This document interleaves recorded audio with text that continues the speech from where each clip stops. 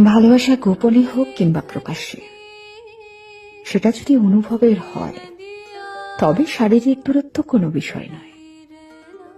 যে ভালোবাসা অনুভব করে, যে ভালোবাসা ভালো রাখে, যে ভালোবাসায় গুরুত্ব বোঝায়, সেই ভালোবাসা কখনো কষ্টের কারণ হতে পারে না। আমি তোমাকে ভালোবাসি, স্রেফ এই কথাটা খুব ইজি ভাবে বলাই যায়।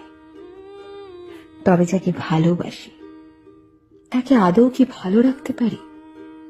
তার মন ভালো রাখতে পারি? তার মনের যত্ন নিতে পারি? তার চোখের দিকে তাকিয়ে তার না বলা কথা, ইচ্ছে কিংবা আকাঙ্ক্ষাগুলো বুঝতে পারি? ভালোবাসা মানে এই নয় যেটা গোপনীয় থাকলেও বোঝা যায় না। ভালোবাসা বোঝা যায়, অনুভব করা যায়। যে ভালোবাসে তার আচরণ সবার থেকে আলাদা হয়, তার গুরুত্ব দেওয়ার ভঙ্গিমা আলাদা হয়। পৃথিবীর সব মানুষের মধ্যে সে থাকে সম্পূর্ণ আলাদা।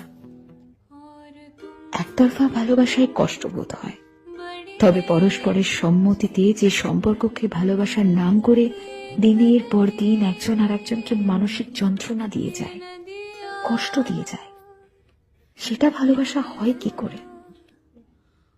মন থেকে ভালোবাসলে মানুষটা ছাড়া একদমই থাকা যায় না। আর যারা দিনের পর দিন মানুষটা ছাড়া অনায়াসে থাকতে পারে, তারা কখনো ভালোবাসে না। আই রিপিট, একদমই ভালোবাসে না। ভালোবাসা বোঝা যায়, অনুভব করা যায়। ভালোবাসার মানুষটার প্রতি অঙ্গভঙ্গি, ভাষা, কথা, আচরণ, গুরুত্ব সবার থেকে এতটাই আলাদা থাকে, দেখেই বোঝা যায় ভালোবাসার গভীরতা ঠিক কতটুকু হতে পারে।